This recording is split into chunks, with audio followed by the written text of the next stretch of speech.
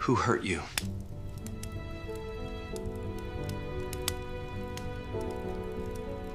She was not supposed to be in that room. The smell hit her first, leather and cigarette smoke, and something underneath both of those things that she could not name but that her body recognized before her mind did. The way the body always knows danger a half-second before the brain catches up. The door had been unmarked. The elevator had let her out on the wrong floor. She had been looking at her phone, navigating the building directory for the Whitmore contract files on 14, and she had stepped out on 13 without noticing and walked through the first door on the left, because the first door on the left was always where the records room was in this building. Had been for 3 years. Except that she had never been on 13 before, and the first door on the left on 13 was not a records room. Naomi Voss stood in the doorway and understood in the space of 2 seconds what she had walked into. 8 men around a long table. A whiteboard with writing she could not read from where she stood, and would not try to. 2 men near the window who had turned to face her with the specific quality of attention that meant their hands were already considering options. And at the head of the table, a man who had not moved at all, who was simply looking at her with the still, unhurried focus of someone who has long since stopped being surprised by things and now simply assesses them. She did not run. Running was the wrong instinct, and some part of her that had been paying attention for 2 years knew it. She said, in a voice that came out steadier than she deserved, "I have the wrong floor." Nobody spoke. The 2 men near the window had not moved their hands away from their jackets. The air in the room was the specific quality of air in a room where a decision has just been interrupted. Dense with the particular pressure of suspended action. 43 seconds earlier, Naomi estimated. This meeting had been proceeding without her in it. And 43 seconds was not long enough for anyone in this room to have adjusted to the fact of her existence. The man at the head of the table spoke. "What floor do you want?" His voice was measured, not loud, not soft. The voice of someone who had learned that volume was unnecessary when the room was already paying attention. 14. She kept her eyes on him rather than on the men near the window, because looking at the men near the window would communicate that she understood why they were positioned near the window. And understanding that would make her more dangerous than she needed to be in this moment. "Whitmore Group, I have a document delivery." He looked at her for a long moment. She had the impression of being read the way you read a document systematically, without expression, in search of specific information. She had been looked at carefully before. She had learned, in the last 2 years, to make herself difficult to read. She held still and kept her face at the temperature of mild professional embarrassment and waited. "Marcus," he said the name, without raising his voice. One of the men near the window moved to the door, not toward her, past her. She heard him step into the hallway. Pause. Then 14 is 1 floor up. The elevator on the east side of the building runs direct. He looked back at the man at the head of the table. A nod was exchanged. The man at the head of the table looked at her again. "You'll be escorted." "Thank you." She said it naturally, because it was the natural thing to say, and because saying it naturally was the only way to communicate that she was exactly what she appeared to be, which was a woman with a document delivery who had pressed the wrong button. She turned to follow Marcus into the hallway. She passed the wall beside the door on her way out. There were 3 framed photographs on it. The kind of photographs that occupy the walls of rooms where power has been held long enough to become comfortable with its own history. She did not look at them directly. She had learned not to look at things directly, when looking at them directly would be noticed. But her peripheral vision was very good, and she registered each photograph in the 2.5 seconds it took her to cross that section of wall. And in the 3rd photograph, the one closest to the door, she saw a face she recognized. She did not stop walking. She did not change her pace or her breathing or the angle of her shoulders. but in the half-second her body processed what her eyes had seen. Something happened in her chest that was not quite fear, and not quite recognition, and not quite the specific cold clarity of a thing you have been waiting for without knowing you were waiting.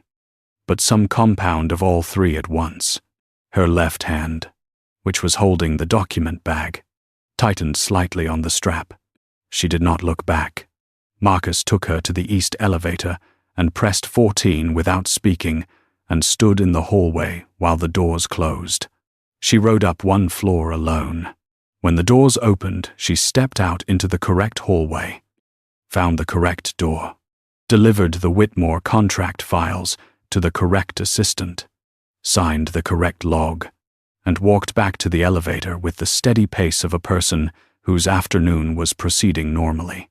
In the elevator going down, she stood with her back against the rear wall and her eyes on the floor indicator and her hands loose at her sides, and she breathed. The photograph had been taken outdoors. She thought, good light. Midday. The man in it was standing with two other men. All three turned slightly toward the camera as though caught mid-conversation rather than posed. He was on the left side of the frame. He was wearing a dark jacket, and his left hand was raised in some gesture of emphasis. And on that hand, on the fourth finger, was a ring she had last seen 2 years ago in the dark of a parking structure in Midtown, close enough to her face that she had been able to see the pattern of the setting even in that light. She had not known his name then. She knew now that she had been in a room with his brother. The elevator reached the lobby. She walked out through the glass doors into the October afternoon and stood on the sidewalk for a moment, her document bag over her shoulder. The traffic on the avenue proceeding without reference to anything she was thinking or feeling. She pulled out her phone. She opened the contacts. She did not call anyone. She put the phone back in her bag and started walking toward the subway, because she needed to move and because standing still was not something she was capable of in this moment. And because she needed to think about what she had just understood and what, if anything, she was going to do about it. She had made a decision 2 years ago in a parking structure to not tell anyone what had happened. She had made it standing with her back against a concrete pillar, with her keys in her hand and her phone in the other hand, and the choice laid out in front of her with a clarity that had felt, at the time, like the only clarity available, tell someone and watch what happened to her sister, or stay quiet and carry it. She had carried it for 2 years. She had become, in that time, very good at carrying things. What she had not accounted for was the possibility that the thing she was carrying might have a name, or a family, or a brother who sat at the head of a table on the 13th floor of a building she delivered documents to every other Thursday, who had looked at her with careful, unhurried attention and sent her upstairs with an escort, and never known for a single second what she had just seen on his wall. The subway entrance was half a block ahead. She went down the stairs and through the turnstile and stood on the platform with the other people waiting for the express, and she thought, everything I decided 2 years ago was decided in a world where I did not know his name. She was in a different world now. She was not yet certain what the rules were. The train came. She got on. She found a seat and sat down and put her document bag on her lap and held it with both hands and looked at the window across from her, which showed her own face looking back in the dark glass of the tunnel, steady and unrevealing, the face she had practiced until it had become the face she wore without thinking, somewhere above her, on the 13th floor of a building receding behind the train. A man whose name she did not yet know was returning to a meeting she had interrupted, and had no idea that the woman he had just sent upstairs was carrying the only evidence that his brother's past had not stayed buried. She got off at 23rd Street. She walked home in the October cold. She did not decide anything that evening, but she did not throw away the building directory she had in her document bag, the one with the floor-by-floor listing that she had been consulting when she pressed the wrong button, and she did not throw away the memory of the name on the brass plate beside the elevator on 13. the one she had read in passing on her way out. Reyes Holdings. Le. She filed both of these things carefully and went to make dinner, and the apartment was quiet, and outside the city was doing what it always did.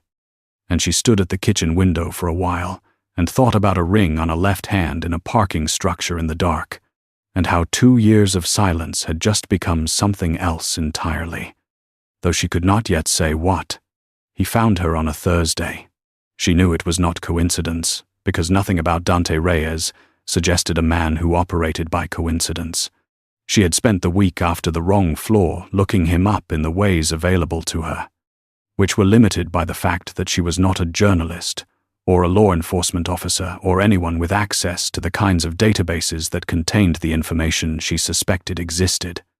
And what she found in the public record was the surface of a thing whose depth she could only infer: Reyes Holdings, a real estate and private equity firm with offices in 3 cities, founded 11 years ago.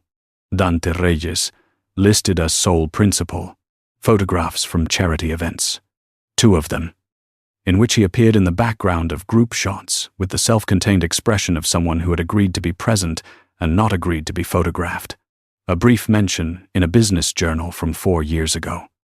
3 sentences about the acquisition of a warehouse district in Brooklyn. Nothing else. The absence of information was itself a kind of information, and she filed it alongside everything else she was carrying. On Thursday at 2:15 in the afternoon, she was at her desk on the 14th floor of the Whitmore building, sorting the Hargrove estate files when the front desk assistant, a young man named Peter, who startled easily, appeared in the doorway of the records room and said that there was a Mr. Reyes in reception asking to speak with someone about retrieving archived documents related to a property transaction. He said it with the careful neutrality of someone who had been given a name that created a reaction he did not entirely understand and was trying not to show. Naomi set down the Hargrove file. "I'll take it," she said. She had 7 seconds between the records room and the reception area. She used them to arrange her face into the expression of a person whose afternoon was ordinary, and by the time she pushed open the glass door, she had it. He was standing near the window with his back to the room in the particular way of a person who is comfortable enough in unfamiliar spaces to turn away from the door, which was either confidence or performance of confidence, and from where she stood she could not immediately determine which. He turned when he heard the door. He looked at her without any indication that he recognized her. She had prepared for this. It had been a week. She had been in his doorway for under a minute. There had been 8 other people in the room, demanding more of his attention than a document courier who had pressed the wrong elevator button. It was entirely possible he did not remember her face. She had, in fact, been counting on it. Mr. Reyes. She kept her voice at the professional register she used for all client interactions, the one that was warm without being familiar. "I'm Naomi Voss, Senior Records Coordinator. I understand you're looking for archived documents on a property transaction." That's right. He was looking at her with the same quality of attention she had noticed in the meeting room. The systematic, unhurried kind. 1998 through 2002. A portfolio of properties in the West Village, originally held by a company called Alderton Realty. He paused. "I can provide the transaction numbers." "That would help." She indicated the consultation room off the reception area. "If you'll follow me." She sat across from him at the small table with a legal pad and wrote down the transaction numbers he gave her without looking up more than necessary, which was the right professional behavior, and also the behavior of someone who was managing a significant amount of information and needed her face pointed at the paper rather than at him. He gave her 6 transaction numbers and the approximate date range, and the name of the attorney of record on the original filings, and she wrote all of it down in the clean, orderly handwriting she had developed over years of document work. And when she looked up to confirm the last number, he was watching her hands. "I can have a preliminary search completed by end of next week," she said. If the documents are in our archive, the retrieval takes an additional 3 to 5 business days. That works. He did not move to leave. She had the impression of a conversation that had not yet arrived at its actual subject. You were in our building last Thursday. There it was. She had known it was coming, and she had prepared for it, and it still landed with more weight than she had allocated. She kept her expression at the temperature of mild acknowledgement. I was. Wrong floor, I'm afraid. I apologize for the interruption. She said it lightly. The way you say something that is minor and over. Your staff was very helpful. Marcus tends to be. He looked at her for a moment. You weren't frightened. I was on a deadline. She said it with the slight, self-deprecating note of a person admitting to professional tunnel vision. I think I was more embarrassed than anything else. He considered this. She had the impression of it being considered seriously, which was not what she had expected. Most people accepted the surface of a social explanation, because accepting the surface was easier than examining it. He did not appear to find examination effortful. People are usually frightened, he said, when they walk into a room like that. I imagine they are. She clicked, her pen closed. Is there anything else you need for the records request? He looked at her for one more moment. The length of time it takes to make a decision. Then he said no. That covers it. He stood. She stood. She walked him back to reception and said she would be in touch when the preliminary search was complete, and he said, thank you, and left. And she stood at the reception window and watched him cross the lobby below without appearing to watch, and thought, he came here to look at me. The property transaction may be real. The reason he chose to come in person rather than send a representative is not the property transaction. She went back to the Hargrove files. She worked until 6. On the subway home, she thought about the way he had said it. Times you weren't frightened. Not a question. An observation stated as though she might want to confirm or correct it. She had not confirmed or corrected it. She had redirected. She was good at redirecting. What she was less certain about was whether redirecting worked on a person whose primary skill appeared to be noticing exactly what was being redirected away from. He came back the following Tuesday. Not in person this time, a phone call. Transferred to her desk from the front line. He said he had a question about the search parameters. She answered the question. The question was legitimate and took approximately 45 seconds to resolve. Then he said, would you have dinner with me on Friday?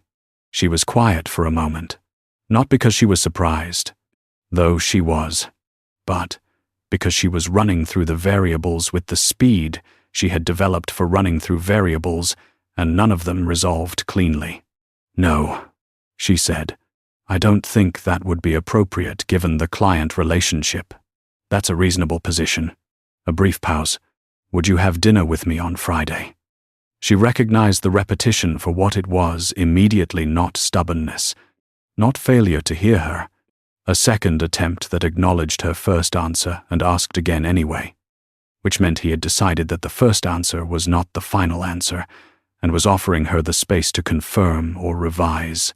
She had not encountered this particular conversational move before, and she found it against her better judgment interesting.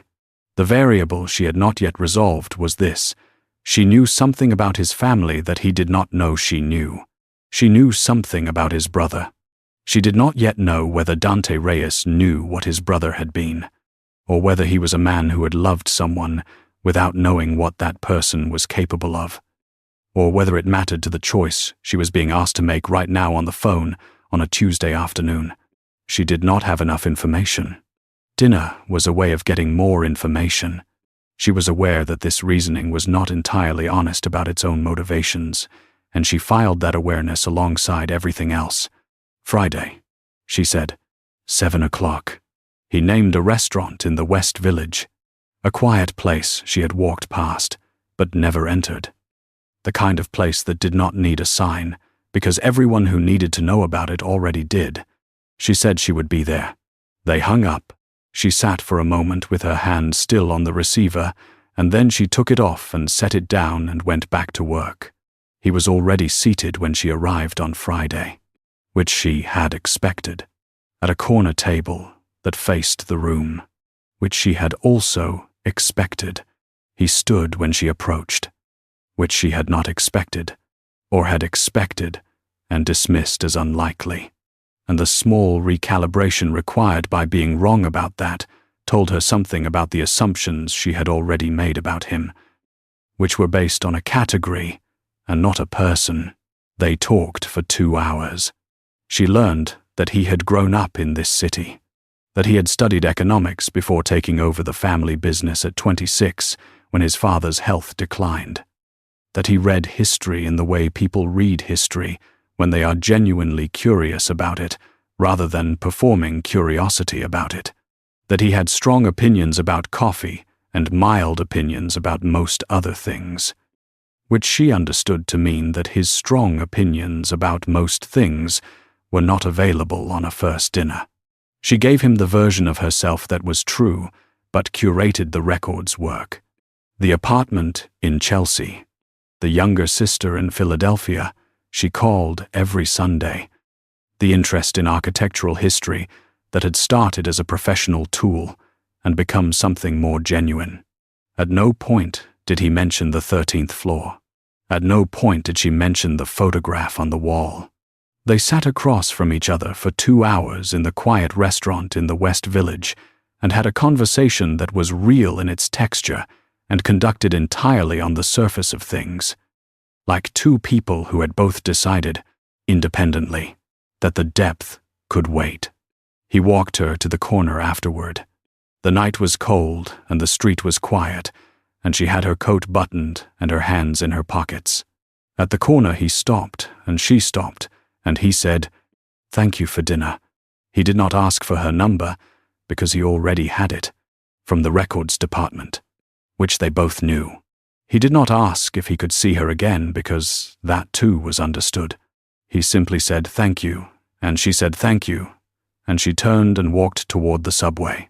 Halfway down the block she became aware that she was being watched from across the street, not by Dante, who was behind her, by a man in a dark coat standing near a parked car who had the stillness of someone who had been there before she arrived and intended to remain after she left. She did not look directly at him. She kept walking.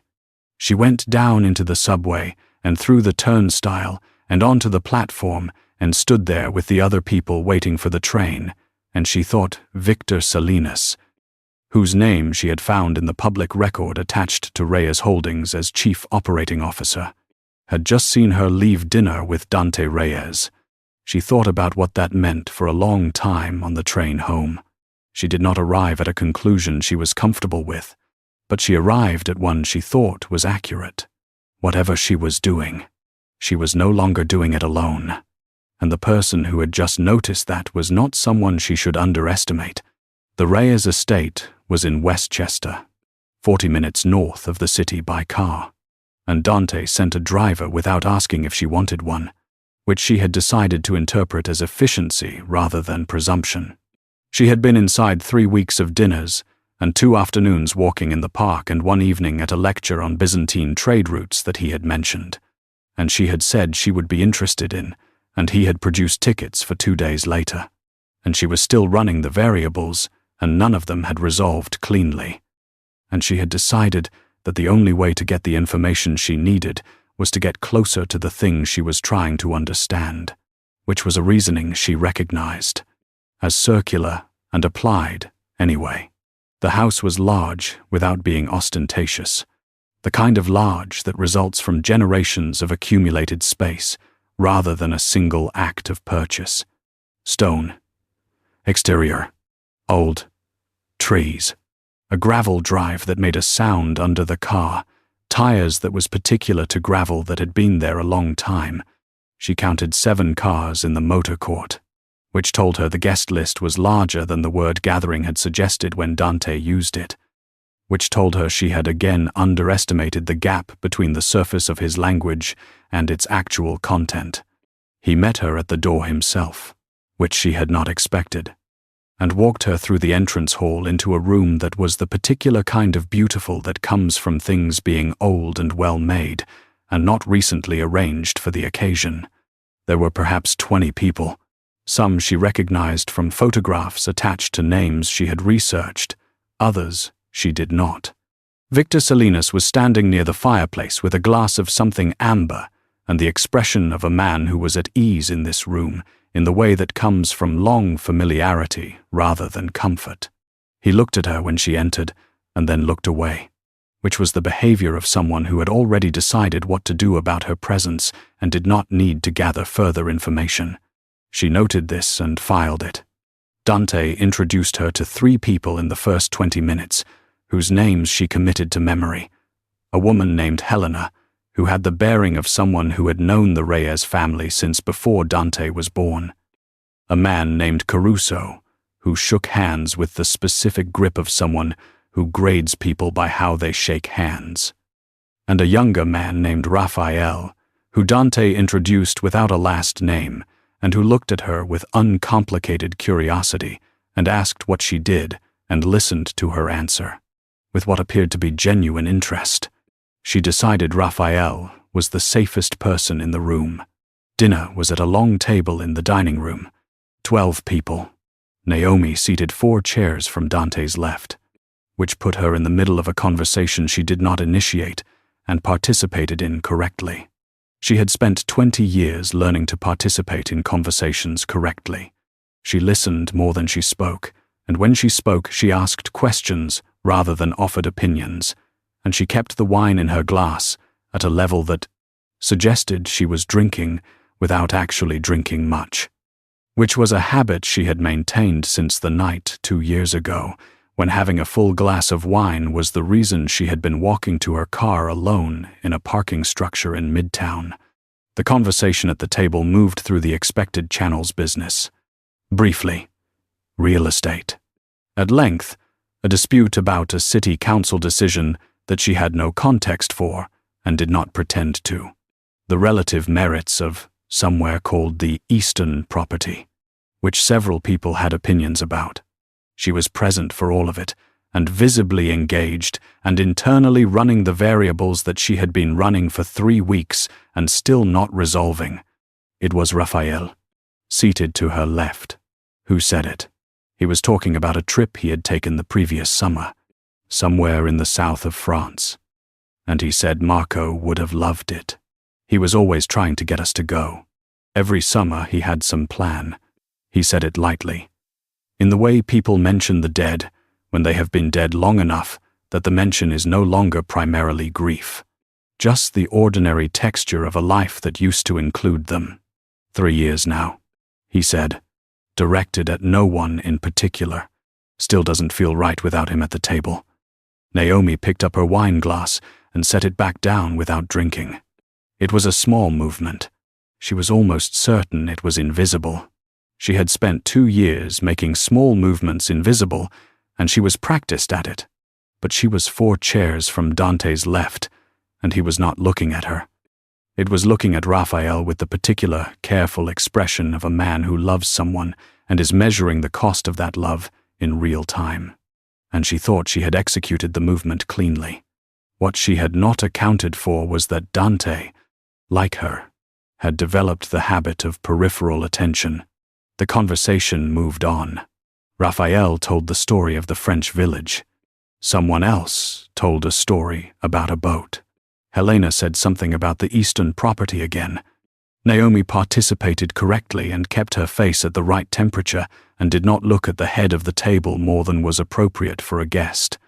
At a dinner who was paying normal social attention to her host. She was good at this. She had always been good at this. After dinner there was coffee in the library. The library had 3 walls of books and 2 leather chairs by the window and a desk that looked like it had been in the room since the room was built. Naomi stood near the bookshelf with a cup of coffee she was not drinking and looked at the titles without reading them and waited for the variable she had been trying to resolve itself. Because she was beginning to understand that it was not going to resolve from the outside. The room thinned gradually. Victor left early. with a handshake for Dante and a look at Naomi that lasted precisely long enough to communicate that it was intentional. Raphael stayed another 20 minutes, and then left with the easy warmth of someone who expected to be back soon. Helena said goodnight with the ceremony of someone for whom good nights were significant. The other guests dispersed in the particular entropy of a dinner party, reaching its natural end. And then it was just Naomi and Dante in the library. And under Nofi she wasn't drinking. And the books she wasn't reading. And the fire that had burned down to a condition of settled orange warmth that made the room feel smaller than it was. And she understood that this was the conversation she had been waiting for, without letting herself know she was waiting for it. He came to stand beside her at the bookshelf, not beside her in the way of someone who wants to be close, beside her in the way of someone who wants to be parallel, which was how he tended to approach things she was beginning to notice. From alongside, rather than head-on, he looked at the books for a moment. "You put your glass down," he said. She was quiet. Her heartbeat had changed pace in the way it changed when something arrived that she had been expecting and dreading simultaneously. She kept her eyes on the books. When Raphael mentioned Marco, he was not looking at her. "You picked up your glass and put it back down without drinking." It was barely a movement. Pause. "I almost missed it." She said nothing. "I've been thinking about it since dinner." He turned to look at her now, and she made herself meet his eyes because looking away would be more informative than anything she might say. "You recognized the name." She held his gaze. The fire made a small sound behind them. Somewhere in the house a door closed. The room was very quiet, with the specific quality of quiet that falls when two people have arrived at the edge of something and are both deciding whether to step. "Who hurt you?" he said. 3 words. She had spent 2 years imagining the moment she might say it out loud or hear it asked. And in her imagination, it had always been in a different context. A safer context. A context where the answer did not implicate the person asking the question in ways she could not fully predict. She had not imagined it in a library, in a house in Westchester, with a fire burning down, and the person asking being the one person in the world for whom the answer was most and least simple. She did not answer. The silence extended. It was not an empty silence. It was a silence with weight and texture, the kind that communicates in the absence of language. And she was aware of it filling the room the way water fills a space, finding every corner. She was aware that she was not the only one in the silence, that it was settling over both of them with equal pressure, that Dante Reyes, who asked questions twice when he wanted to know what was not being said. He had asked this question once and was now waiting in the silence with her rather than pushing through it. And that this, more than anything else in 3 weeks of dinners and walks and a lecture on Byzantine trade routes, told her something true about who he was. The door to the library was open. The hallway beyond it was dim. She did not see Victor Salinas standing in that hallway, 3 feet from the doorframe. In the shadow that fell between the wall sconces, she did not see him because she was not looking at the door. She was looking at the fire, but he was there, and he had heard the question, and he had heard the silence that followed. And he understood, in the way that careful men understand things, that something had just shifted. In a room he had spent 2 years managing the perimeter of, and that the shift was not in his favor. Dante was still looking at her. She was still not answering. The fire settled with a soft collapse of one log against another, a sound like punctuation. And in the silence after it, she heard herself think, "I have been carrying this for 2 years, and I am so tired of the weight of it. And I do not yet know if you are safe. And I do not yet know if I am going to tell you. But I know that this question is the first time in 2 years that someone has looked at me like the answer matters to them." She looked up at him. His expression had not changed. He was not pressing. He was simply present with the question he had asked, as though he had all the time there was, and intended to spend it here. Not tonight, she said. Her voice came out low and even. I'll tell you, but not tonight. He looked at her for a long moment. Then he nodded. Once. The way he nodded, when he had received an answer he was going to accept, without requiring it to be more than it was. All right, he said. They stood in the library for a little while longer. The fire burned down further. She finished the coffee she had not been drinking. When the driver came to take her back to the city, she put on her coat in the entrance hall, and Dante held the door and she walked out into the cold night and did not look back. Because looking back would have told her something she was not ready to know yet about what she wanted. In the dark hallway behind them, Victor Salinas took out his phone and made a call. He spoke quietly, with the economy of a man who says only what needs to be said. When he finished, he put the phone away and stood for a moment in the dim hallway with the expression of a man who has realized that the timeline he was managing has just been compressed in a way he did not authorize, and who is now doing the arithmetic of what that requires him to do next. The call came on a Monday morning at 7:42, before she had finished her coffee, before she had decided what she was going to say, or how she was going to say it, or whether today was going to be the day she said it at all. She had been living inside the question for 4 days since Westchester, carrying it the way she carried everything, which was carefully and alone. And she had not yet arrived at a decision that felt clean. The number was not Dante's. It was a number she did not recognize, and she almost did not answer. And then she answered, because not answering felt like a choice she would regret. Miss Voss. Victor Salinas's voice was unhurried and precise, the voice of a man who had made many calls like this one and understood that tone was the first instrument of control. I think it's time we spoke directly. I've been patient, but patience has a natural limit.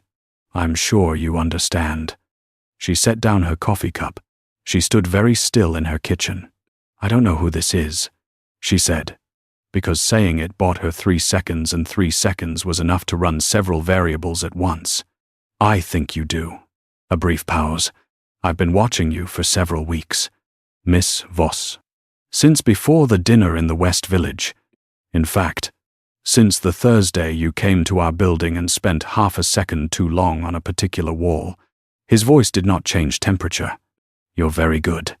The glass at dinner was nearly invisible, but nearly is not the same as invisible, and I have been doing this considerably longer than you have. She was quiet. The kitchen window showed the street below, the Monday morning ordinary of it. People walking to work, a delivery truck idling at the curb, the city doing what it always did, without reference to the conversation she was having in her kitchen. What do you want? She said. I want you to understand your situation clearly, so that you can make a good decision. He said it with the patience of a man explaining something to someone he is choosing, for the moment, to treat as capable of reason. You have information that is dangerous. Not to Dante. Dante is not the one you need to worry about in this context. To me, and to the arrangement I have maintained for the past 2 years, which has been, I will tell you, considerably more complicated than it needed to be. Pause.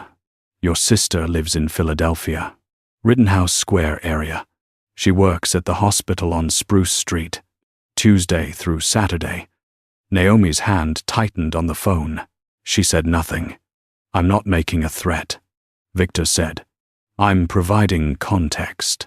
Context that should help you understand that the story you have been deciding whether to tell has consequences that extend beyond the two of you in a library in Westchester. Pause. Measured and deliberate. I'd like you to continue seeing Dante.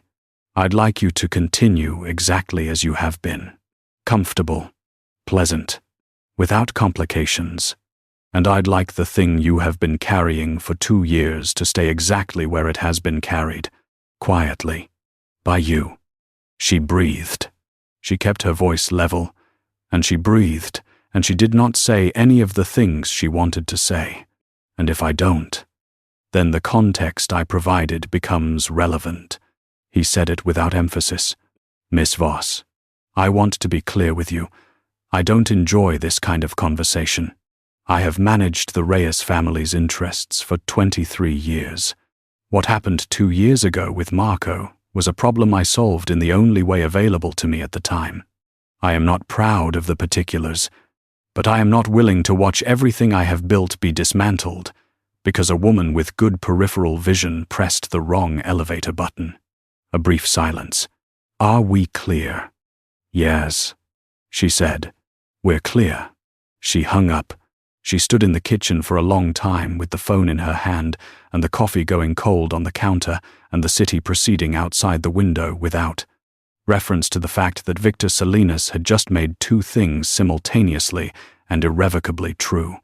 That he had been present for whatever happened to Marco 2 years ago, in a way that went beyond covering it up, and that he had just told her exactly what he was afraid of. Which meant she now knew precisely where his vulnerability was. She had been deciding for 4 days whether to tell Dante. She was done deciding. She called him at 8:15. He answered on the second ring. She said, I need to see you today. Her voice was steady, and she was aware of it being steady as an achievement. Not tonight. Today. A brief pause. 2 o'clock. He said, the office. Not the office. She thought of Victor with his amber glass at the Westchester fireplace. Victor in the dim hallway. Victor's phone call from a number she did not recognize. Somewhere else. Another pause. Shorter. I'll send you an address. The address was a building in Brooklyn she had not been to. A converted print shop near the waterfront with no signage, and a door that opened when she gave her name to the intercom. A man she had not met before took her to a room on the 2nd floor that had exposed brick and a table and 2 chairs and windows that faced the water. And Dante was already there, standing at the window. And he turned when she came in and looked at her with the specific attention that meant he had registered that something was different and was waiting to understand what. She sat down. He sat across from her. She put her hands flat on the table and she looked at him and she said, 2 years ago in October, I was leaving a parking structure on 47th Street at approximately 10:30 at night. She had decided on the drive over that she was going to say it plainly and without preamble, because preamble was a way of managing the listener's response, and she did not want to manage his response. She wanted to see it.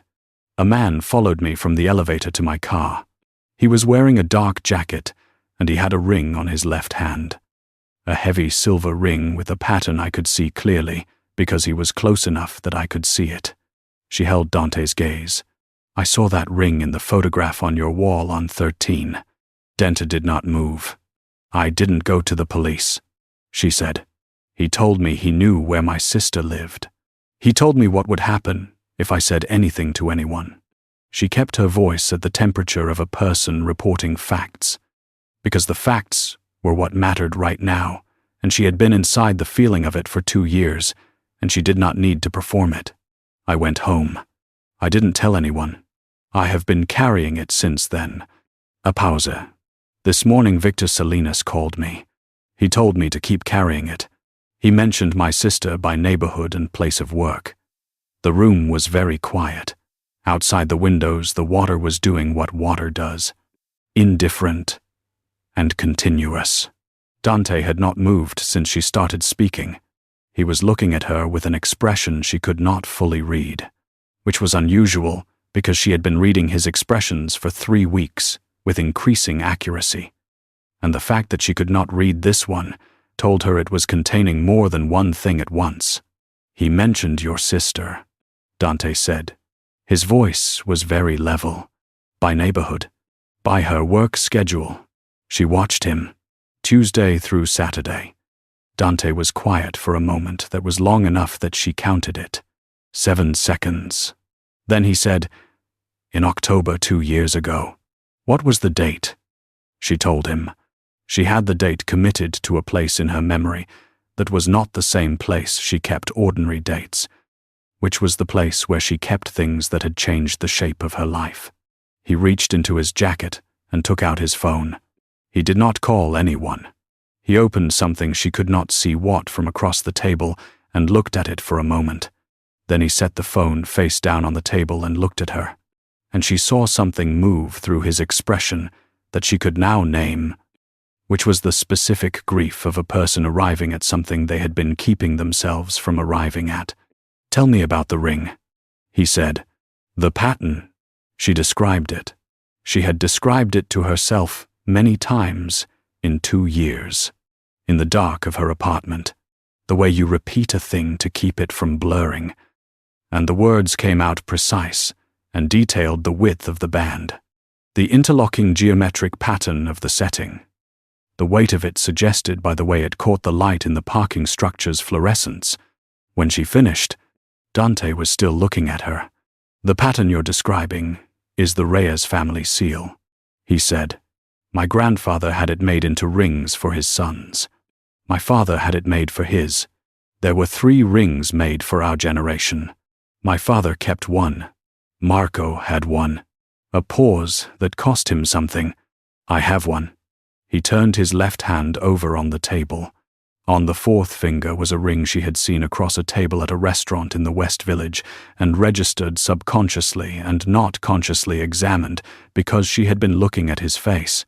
The band, the interlocking pattern, the weight of it suggested by the setting. She looked at it for a long moment.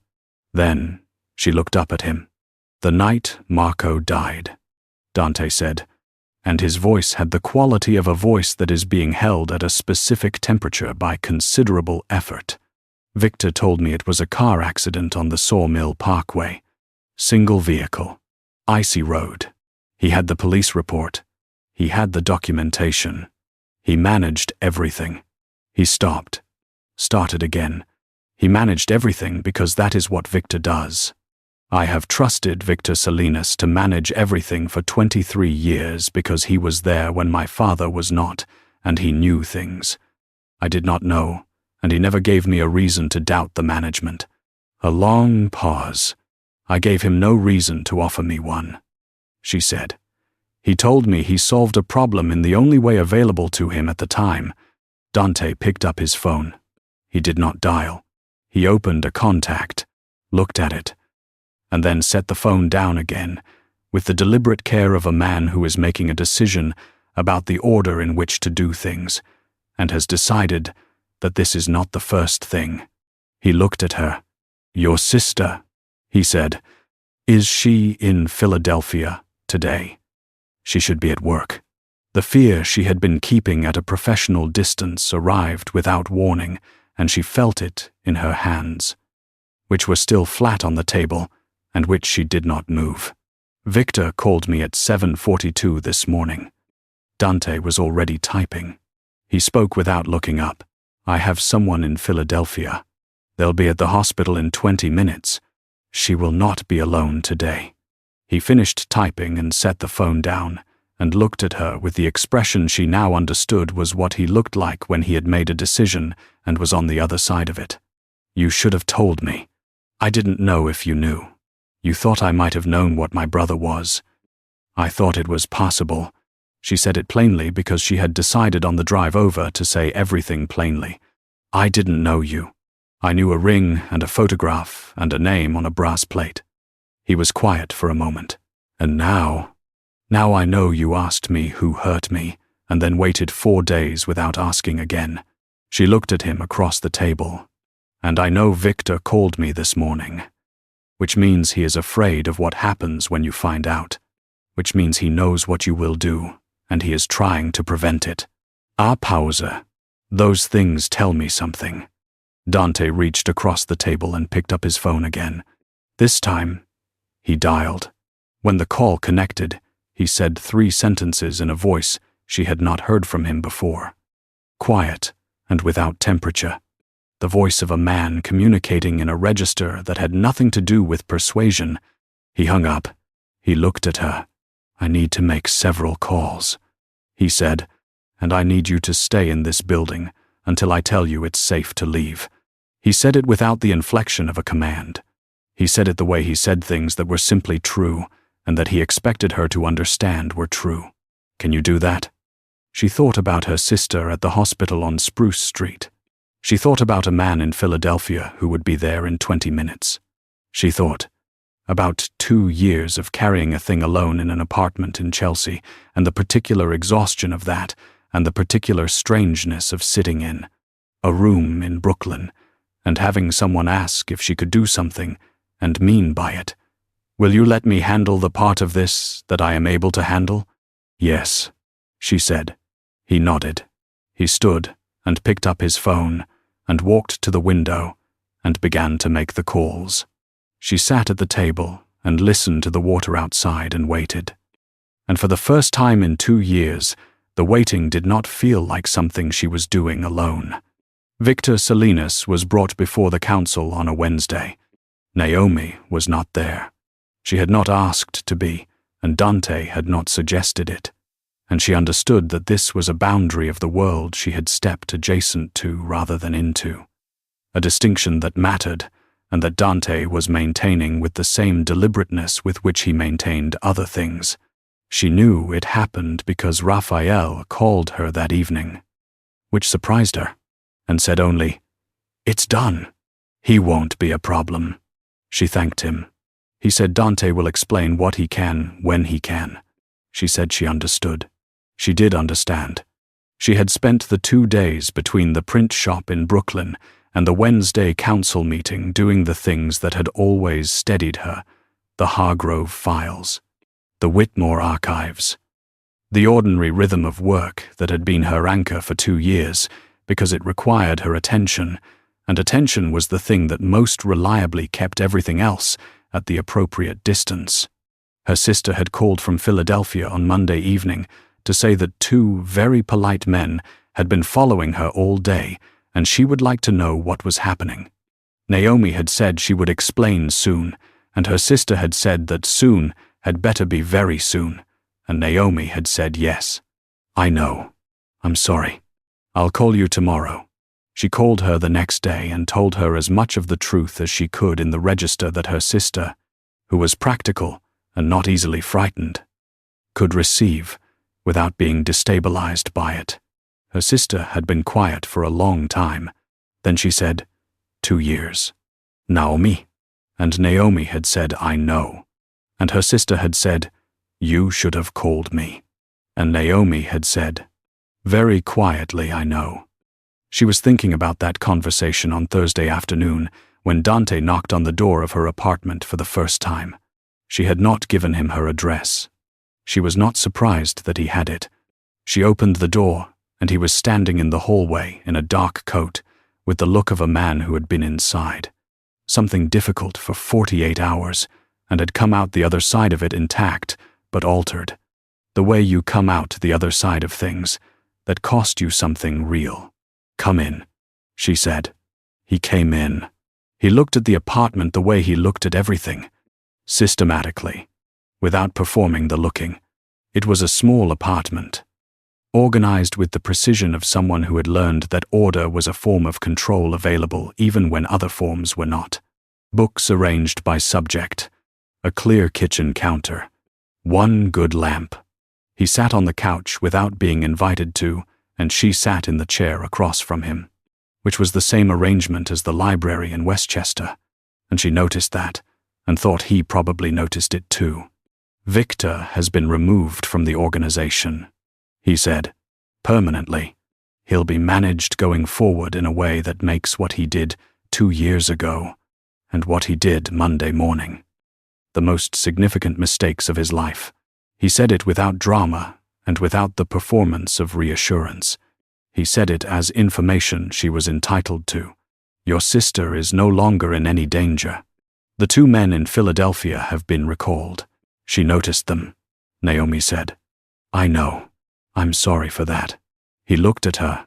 "I'm sorry for a number of things. The ordering of them is still something I'm working out." She looked at him across the small space of her living room. He had dark circles under his eyes that had not been there 3 weeks ago, and his jacket was the same one he had been wearing in the print. shop in Brooklyn, and she thought he had probably not been home yet, or had been home only to change his shirt, which was a different shirt, which meant he had been home at some point in the last 48 hours and had not slept much, and had made the choices available to him in the time he had, and was now sitting on her couch with the look of a man who had handled what needed to be handled and was not certain what came next. "Tell me what you can," she said. He told her. He told her about the internal documentation his archive manager had pulled, the records that showed Victor had been present at the Sawmill Parkway on the night Marco died, had in fact been the person who called in the accident to the private contact rather than emergency services, which was the first irregularity that, once found, led to the others. He told her that the accident reconstruction, re-examined, was inconsistent with the conditions Victor had described. He told her that Marco's phone records from the week before his death showed 3 calls to a number registered to a business that Victor controlled through a holding company that did not appear in any Reyes Holdings documentation. He told her these things in sequence, precisely, and she listened with the attention she brought to documents that needed to be understood completely and filed accurately. When he finished, she said, "You already knew something was wrong." He was quiet for a moment. "I knew the accident had always felt wrong. I knew Victor had managed everything too cleanly. I knew that I had accepted the management because accepting it was easier than examining it." He looked at his hands, which were resting on his knees, and she saw him look at the ring on the 4th finger of his left hand and then look away from it. "I built an investigation around the assumption that an outside party was responsible. I was thorough and I was systematic, and I was looking in the wrong direction the entire time, because the right direction required me to look at Victor. And looking at Victor required me to accept that the person I trusted most in the world was the person I should have trusted least." She said nothing. She let it sit the way he had let her silence sit in the library. "I knew what Marco was," he said. It cost him something to say it, and he did not obscure the cost. Not all of it, but enough. There were things I chose not to examine closely because examining them meant acting on them, and acting on them meant confronting someone I loved about who he was. And I was not. A pause. I was not prepared to do that. He looked up at her. "You paid for that. The choice I did not make cost you 2 years." Naomi was quiet for long enough that the quality of the quiet changed, became something else, became the kind of silence she chose rather than the kind she had been inhabiting for 2 years. "You didn't know about me," she said. "No. You didn't know what he did that night. No. Then the 2 years are not yours to carry." She said it plainly, the way she had been saying things plainly since the print shop in Brooklyn, because she had decided in the car on the way there that plainness was the only register she had left, and she was going to use it until she ran out of things to say plainly. "What happened to me is not your debt. Victor's choices are not your choices. Marco's." She stopped, started again. "Marco's choices are not your choices either. You did not make them." He looked at her with the expression she had been learning to read for 3 weeks, the one that contained more than it showed. "I should have asked about the photograph," he said. "The day you came to the office. You looked at the wall for half a second and I registered it, and I filed it, and I told myself it was nothing." Pause. "I ask twice when I want to know what isn't being said." "I didn't ask at all. You asked in the library. 4 weeks later, you asked," she said. "That's what I have." He was looking at her steadily. She looked back at him with the same steadiness and thought about what it had cost her to learn to look at things steadily and what it had cost him, in different ways and along different paths, to develop the same capacity, and how it was possible for 2 people to arrive at the same habit of attention by completely different routes and find themselves, eventually, in a small apartment in Chelsea, looking at each other across a room with nothing between them that had not been said. "Are you still carrying it?" he said. She recognized it immediately, the question beneath the question, in the library. The second asking, that was not a repetition, but a revision. A different question, wearing the shape of the first one. Who hurt you times had been asked in the library and answered in the print shop in Brooklyn. This was the question underneath that one. This was the one that mattered. She thought about her sister's voice on the phone. 2 years. Naomi. She thought about the parking structure and the ring and the 2 years of silence that had sat in her chest like a stone she carried carefully because dropping it would make a sound she was not ready for anyone to hear. She thought about a question asked once in a library and not asked again for 4 days, which was its own kind of answer about the person doing the asking. No, she said. Not anymore. He nodded. It was the same nod as the library, the one that received an answer without requiring it to be more than it was. And she understood now that this was not restraint, but respect. The specific respect of a person who understands that what someone gives you is what they have decided to give you, and that asking for more is a different transaction than the one being offered. They sat in the small living room for a while. The lamp made its particular light. Outside, the city was doing what it did, continuous and without reference. At some point, she made tea, not because either of them had asked for it, but because it was the thing her hands wanted to do. And she brought it back and set it on the table between them, and they drank it in the easy quiet of 2 people who had arrived somewhere after a significant distance and were not yet required to know what to do next. I still don't fully understand your world, she said eventually, not as a warning, as a fact that she was placing on the table alongside the tea. I know. I'm not going to pretend I do. I wouldn't want you to. He looked at her. I'm not going to pretend it's simple or that the parts of it that are difficult become less difficult because of whatever this is. A pause. I would rather be honest with you about what it is and let you decide with full information than manage your understanding of it in a way. That makes the decision easier, but makes you less certain of what you decided. She thought about that. She thought about the particular grammar of this sentence, times let you decide with full information, times which was the grammar of someone who understood the difference between a choice and a concession and was committed to offering only the former. I know what I'm deciding, she said. He looked at her. Do you? I decided it in the car, on the way to Brooklyn. She picked up her tea. I've been deciding it for 3 weeks, actually. But I didn't know that's what I was doing until the car. She looked at him over the rim of the cup. I was running variables. None of them resolved cleanly. And then I realized that the reason none of them resolved cleanly was that I was trying to make certainty out of something that is not a certainty problem. It's a choice problem. Those are different. He was quiet for a moment. What's the choice? Whether the person is worth the complication. She set the cup down. You asked me twice. You waited 4 days without asking again. You put someone in Philadelphia before I finished the sentence. She looked at him. The variables don't resolve, but those things are true, and they are the kind of true that I have learned to pay attention to, and I am paying attention to them. Dante looked at her with the expression she had spent 3 weeks learning to read and had finally arrived at a name for, which was simply present, not calculating, not performing, not managing, present in the specific way of a person who has stopped doing the other things and is simply there, in the room, with you. I asked you twice, he said. You did. I'm going to keep asking. Not the same question, but I'm going to keep asking. She looked at him across the small space of her living room.